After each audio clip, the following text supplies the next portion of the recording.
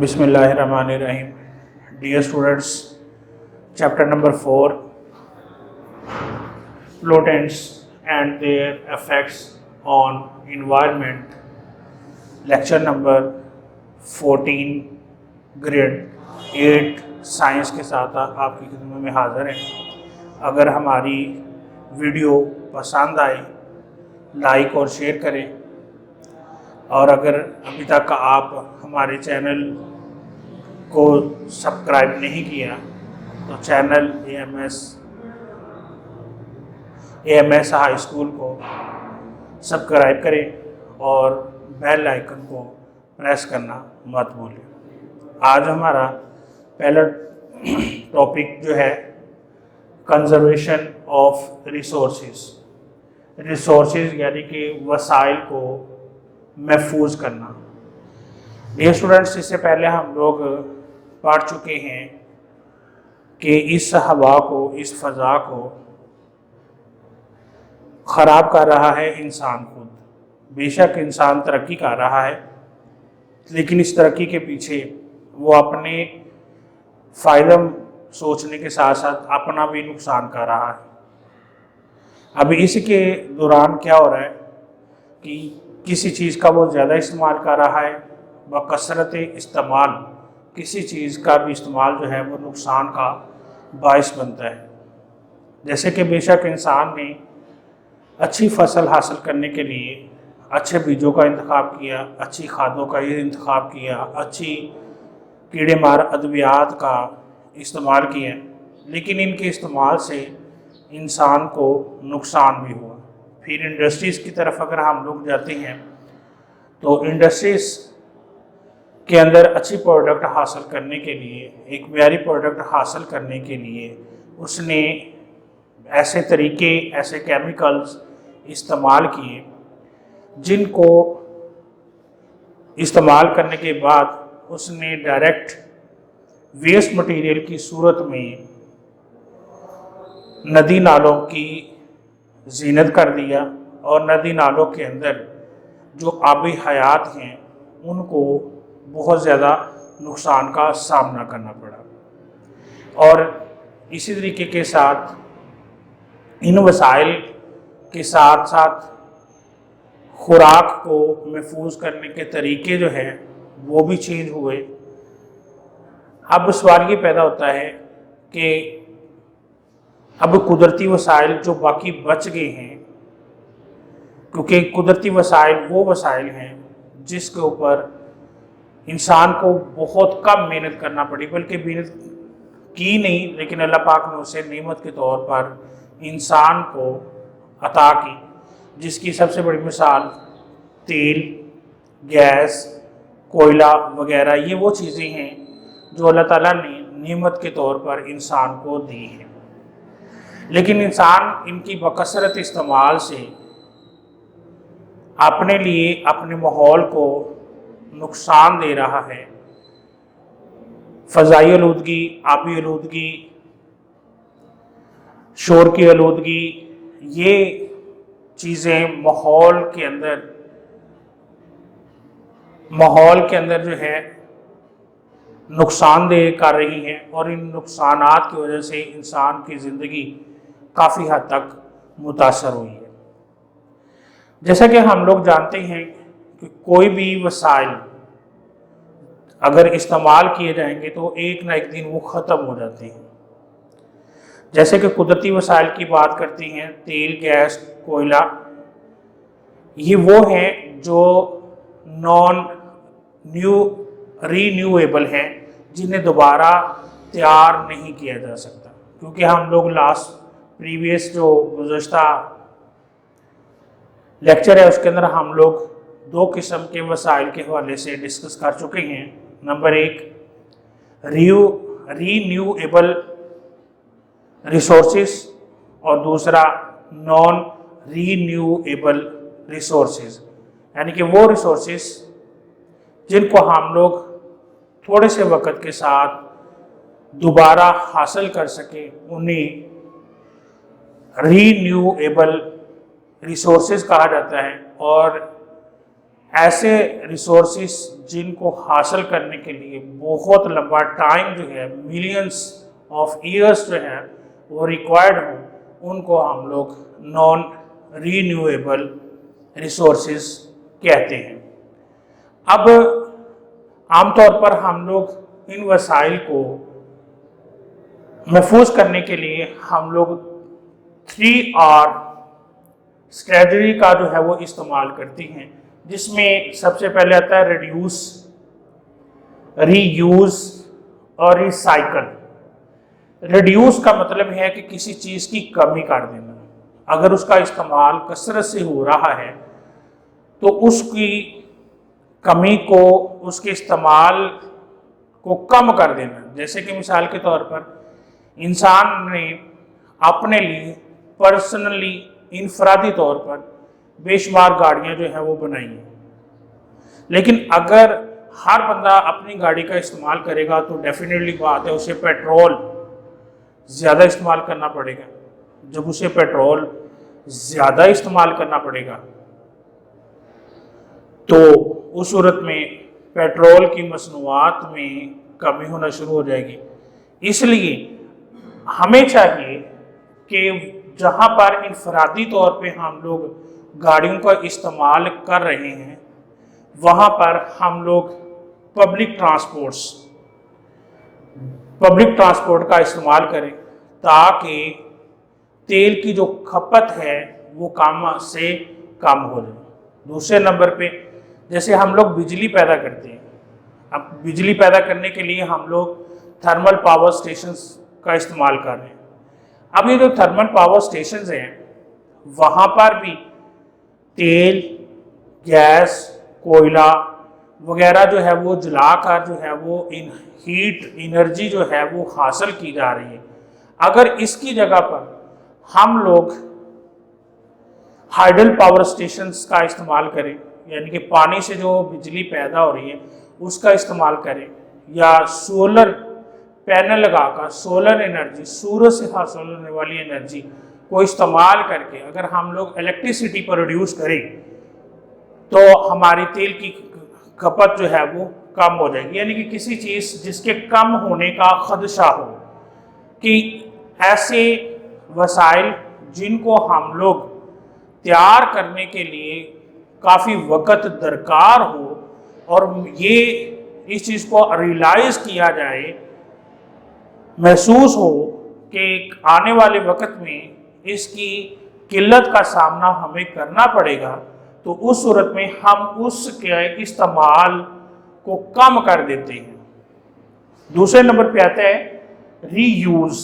अगर कोई चीज़ हम लोग इस्तेमाल कर लेते हैं और इस्तेमाल करने के बाद उसे स्टोर में फेंक देते हैं, लेकिन वक़्त के साथ अगर दोबारा काबिल इस्तेमाल है तो उसे दोबारा इस्तेमाल किया जा सकता है। जैसे कि मिसाल के तौर पर बेशुमार चीज़ें घरों के अंदर हम लोग, जैसे पेपर है, न्यूज़पेपर है, उसे हम लोग रीड कर लेते हैं, रीड करने के बाद उसे अलमारी में रख देते हैं या स्टोर में फेंक देते हैं। लेकिन अगर हमें बाज़ औक़ात किसी जगह पे उसका इस्तेमाल करना आता है तो उसे हम लोग दोबारा इस्तेमाल कर सकते हैं। या कोई चीज़ ख़राब हो गई है, जैसे डेस्क, टेबल है, चेयर है, बड़ा साइज़ की, टूट गई है। अब टूटने के बाद अगर हम उसे थोड़ा सा रिपेयर कर लें, उसके अंदर कील वगैरह लगा लें, उसकी मरम्मत वगैरह कर लें, तो उसे हम लोग दोबारा इस्तेमाल में ला सकते हैं।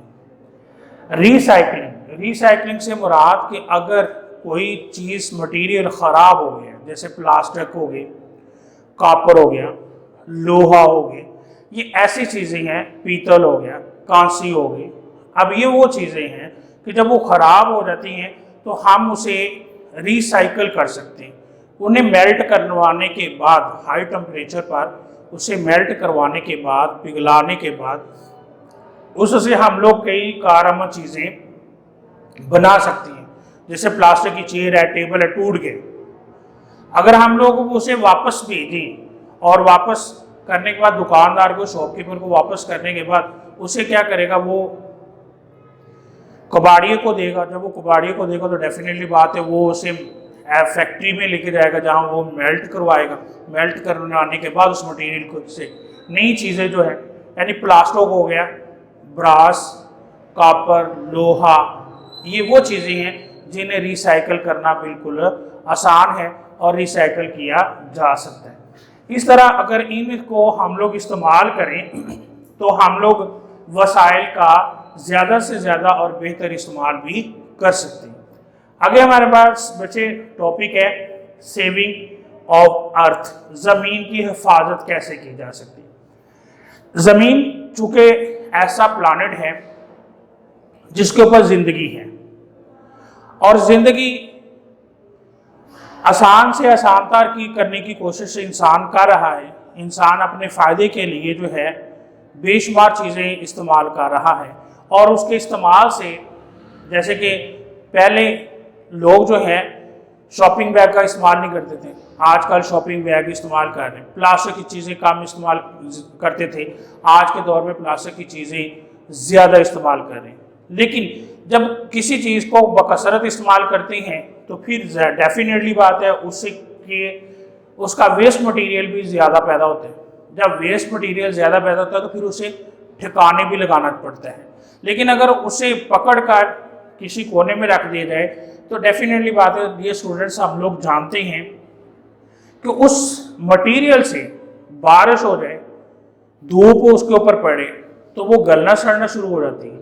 जब वो गलना सड़ना शुरू हो जाती है तो वहाँ से बेशुमार ऐसी मुज़र सेहत गैसेस का अखराज होता है जिसकी वजह से माहौल के अंदर बीमारियां जो हैं वो पैदा होना शुरू हो जाती हैं और इन बीमारियों की वजह से इंसान का इन्वायरमेंट जो है वो ख़राब हो जाता है।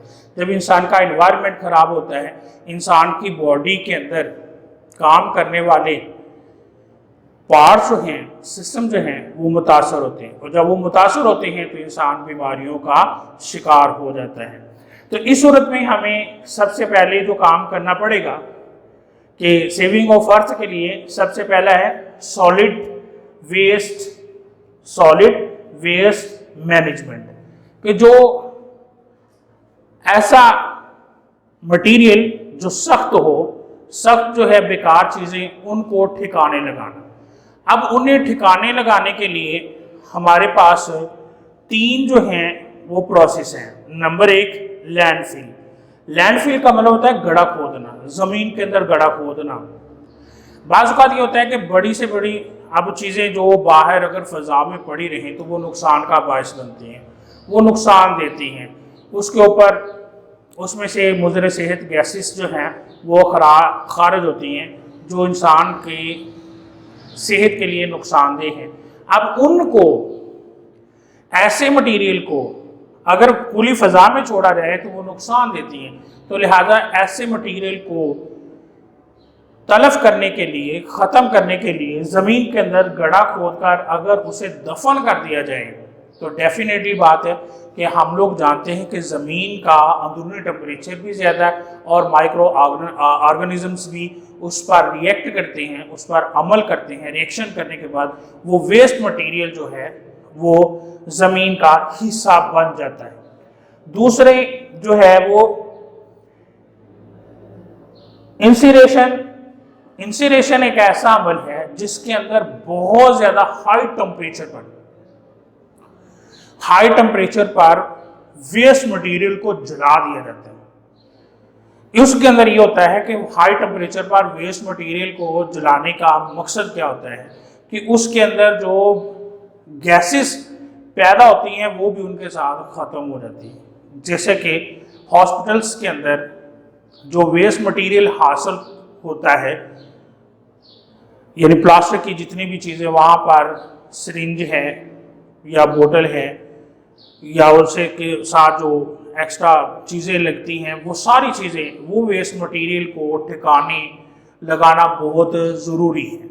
क्योंकि अगर वो वेस्ट मटेरियल जो प्लास्टिक की सूरत में मौजूद है, अगर वो मार्केट में वैसे का वैसे फेंक दे गए तो वो क्या होगा कि लोग उसका गलत इस्तेमाल करते हैं, क्योंकि उसके अंदर बीमारियों के जरासीम भी होते हैं। उन बीमारियों के जरासीम डेफिनेटली बात है, अगर उनको रिसाइकल करने के बाद प्लास्टर को रिसाइकल किया जा सकता है। रिसाइकल करने के बाद उससे के जो है उससे बनने वाली जो चीज़ें हैं उनके अंदर जरासीम जो हैं वो वैसे के वैसे ही महफूज रहते हैं, वो तलफ नहीं होते। लिहाजा ऐसे मटेरियल को ठिकाने लगाना बहुत ज़रूरी है। और इसको आज के दौर में जो ये हॉस्पिटल से हासिल होने वाला वेस्ट मटेरियल है उसको बहुत बुलंद टेम्परेचर पर जलाया जाता है और उसकी बाकियात को फिर क्या किया जाता है कि खुला नहीं छोड़ा जाता, बल्कि फिर भी एहतियात के तौर पर उसे लैंडफिल किया जाता है, गड्ढा खोद कर उसके अंदर उसे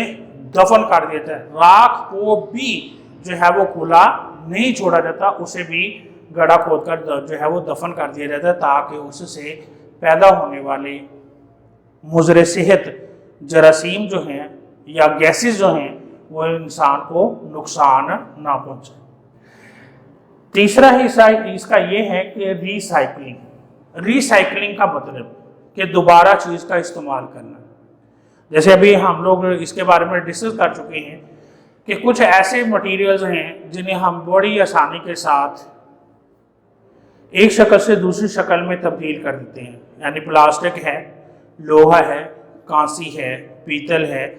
ये वो चीज़ें हैं जिन्हें हम रिसाइकल करने के बाद यानी फ़ज़ा में खुला छोड़ रखने की बजाय उसके ऊपर थोड़ा सा एक्स्ट्रा वर्क करने के बाद उससे कोई नई चीज़ जो है बनाई जा सकती है। जैसे कि आज के दौर में प्लास्टिक यानी शॉपिंग बैग जो है वो इस्तेमाल किए जाते हैं, इनको हम लोग जलाकर रिसाइकल करने के बाद नई जो है वो प्रोडक्ट जो है वो आसानी के साथ बना सकते हैं। इसी तरीके का साथ बोटल्स हैं जो प्लास्टिक की हम लोग इस्तेमाल करते हैं, तो उस सूरत के अंदर ये वो चीज़ें हैं जिन्हें आसानी के साथ रिसाइकल करके हम लोग फ़ज़ा में पैदा होने वाली मुज़र सेहत गैसेस से छुटकारा हासिल किया जा सकता है। इसके बाद दूसरा हिस्सा है इन्वायरमेंटल कंपेन्स। इन्वायरमेंटल कंपेन से मुराद के ऐसी तरीके अपनाना जिसके साथ लोगों को आगाह किया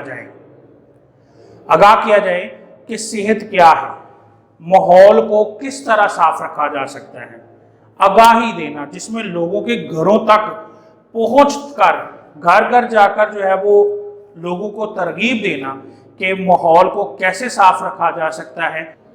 लोगों के अंदर आगाही पैदा करने के जो है वो तरीके हैं। सेमिनार्स क्रिएट करना, यानी कि सेमिनार का इनकाद किया जाता है, लोगों को इकट्ठा करके लोगों को जो है वो इन्वायरमेंट यानी माहौल के बारे में बताना कि किस तरह जो है उसे साफ रखा जा सकता है, किस तरह इसे जो है वो हम लोग गंदा कर रही हैं और इस वजह से कौन कौन सी बीमारियां पैदा हो रही हैं वगैरह जो है वो काम किया जा सकता है। स्कूल टॉक यानी कि बच्चों को स्कूल के अंदर जो है वो तकरीरी सूरत में, डिबेट्स की सूरत में या टीचर्स जो है वो लेक्चर की सूरत में जो है वो बताए कि माहौल को किस तरह साफ रखा जा सकता है, जो वेस्ट मटेरियल है वो उसका कैसे हम लोग ठिकाने लगा सकते हैं, माहौल के अंदर जो है वो आलूदगी का क्या नुकसान जो है वो होता है। इन सारी चीज़ों को हम लोग कैंपेन के ज़रिए से आसानी के साथ हल कर सकते हैं। अब इस सूरत के इसके लिए सबसे बड़ा जो आजकल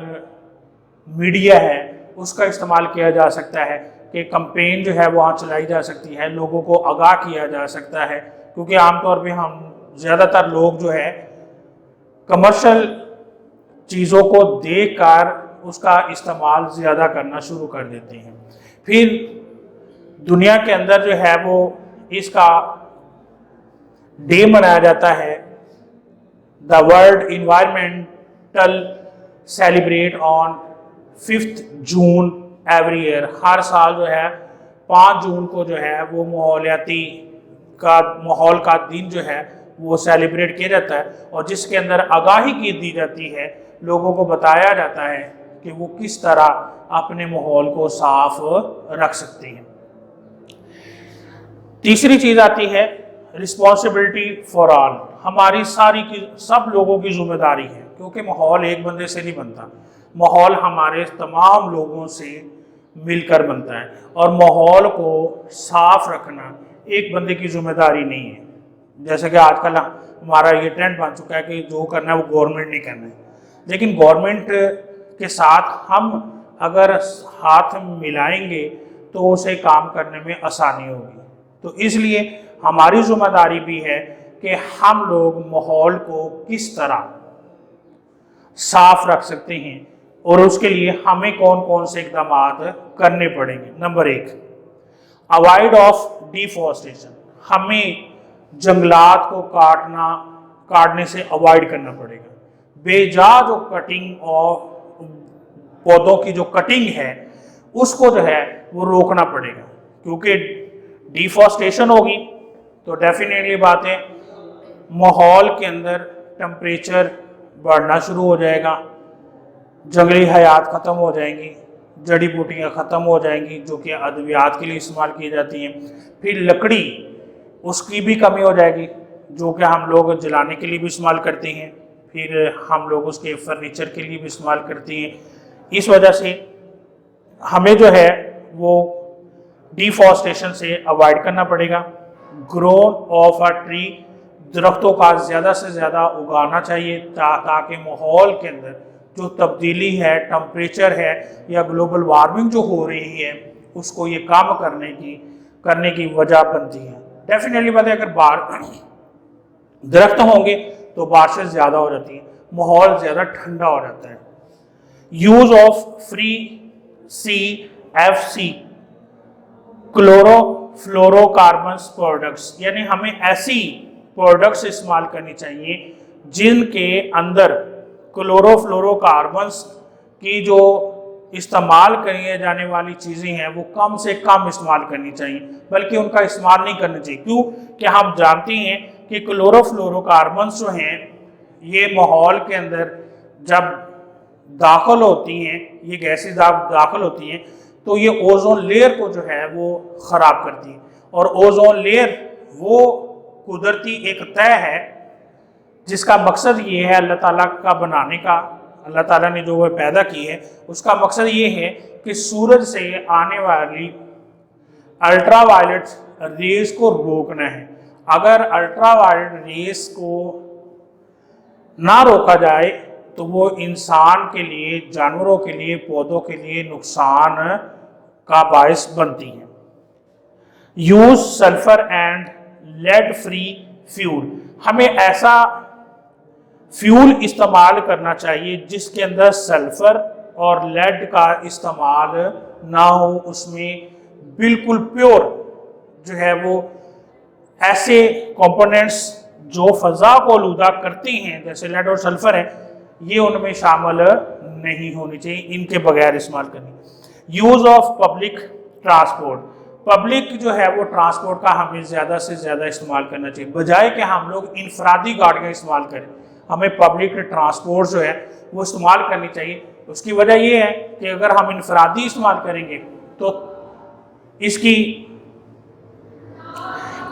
जो है इनफरादी जो है वो गाड़ियों का इस्तेमाल करने की बजाय हमें जो है वो पब्लिक ट्रांसपोर्ट इस्तेमाल करनी चाहिए। लास्ट में है हमारे पास factories shifted away from human colonies, यानी कि जो फैक्ट्रियाँ हैं या इंडस्ट्री हैं वो इंसान की कॉलोनियों से दूर बनानी चाहिए ताकि वो अपने वेस्ट मटेरियल को अच्छे तरीके से ठिकाने जो है वो लगा सके। अगर वो अपने माहौल के अंदर जो है वो जहाँ पर इंसान रहते हैं वहाँ पर अगर वो लगेंगी तो डेफिनेटली बात है कि वहाँ से जो पैदा होने वाला धुआं है या वेस्ट मटेरियल है वो कॉलोनियों को नुकसान देते हैं। और इसके साथ फैक्ट्रीज से खारिज होने वाले वेस्ट मटेरियल जिसमें वाटर है या धुआं है उसका ट्रीट करने के बाद यानी कि उसमें ऐसे मुज़र सेहत जो कंपाउंड्स हैं या एलिमेंट्स हैं उनको ट्रीट करने के बाद साफ जो माहौल के अंदर जो है वो साफ जो है हवा या साफ जो पानी है जो नदी नालों के अंदर जो छोड़ा जाता है, जो अबहियात जो जानदार हैं उनको नुकसान। उम्मीद है स्टूडेंट्स आप लोगों को इस टॉपिक की 2 टॉपिक्स आप लोगों ने अभी हम लोगों ने डिस्कस किए थे, उम्मीद है कि इनकी आपको समझ आई होगी। अगर फिर भी किसी किस्म का मसला हो तो हम कमेंट्स में जाकर हमसे शेयर करें, इंशाल्लाह आपके सवाल का जवाब आपको दिया जाएगा। और नेक्स्ट लेक्चर के साथ आपके पास फिर हाजिर होंगे। अल्लाह हाफिज़।